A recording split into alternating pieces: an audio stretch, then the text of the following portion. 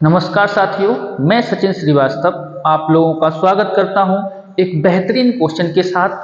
आइए देखते हैं क्वेश्चन को।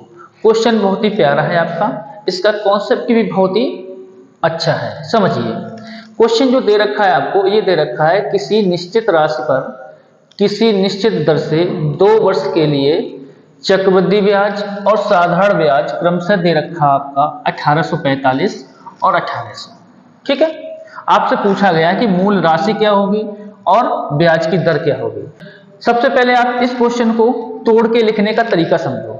हमें ये पता है कि अगर 2 साल का हमारा ये क्या दे रखा है, सिंपल इंटरेस्ट। अगर सिंपल इंटरेस्ट 2 साल का है तो सिंपल इंटरेस्ट हमारा हर साल बराबर लगता है। तो हम ये कह सकते हैं कि 900 रुपए हमारा पहली साल का इंटरेस्ट हुआ, सेम 900 रुपए दूसरी साल का आपका इंटरेस्ट हुआ।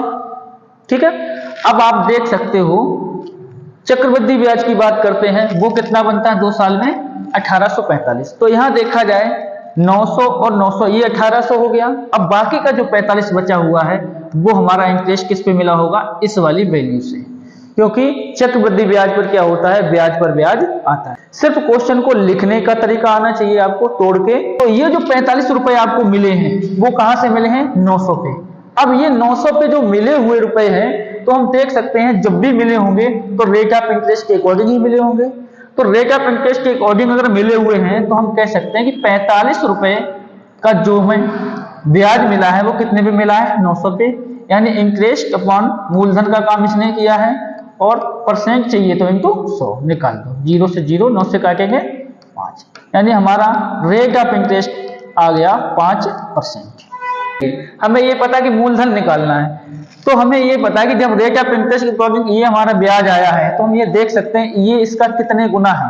अगर 45 का अगर इसमें देखा जाए तो ये 45 रुपए जो ब्याज मिला होगा तो उस टाइम ये 900 ने क्या किया होगा, मूलधन का काम किया होगा। अब ये जो 900 रुपए ब्याज आया होगा वो कहीं ना कहीं यहाँ पे कोई ना कोई प्रिंसिपल होगा, उस पे आया होगा। तो हम कह सकते हैं कि 45 ये 900 दे रखा है, ये देखा जाए तो इसका 20 गुना है। भी क्या होगा, इसका 20 गुना ही होगा।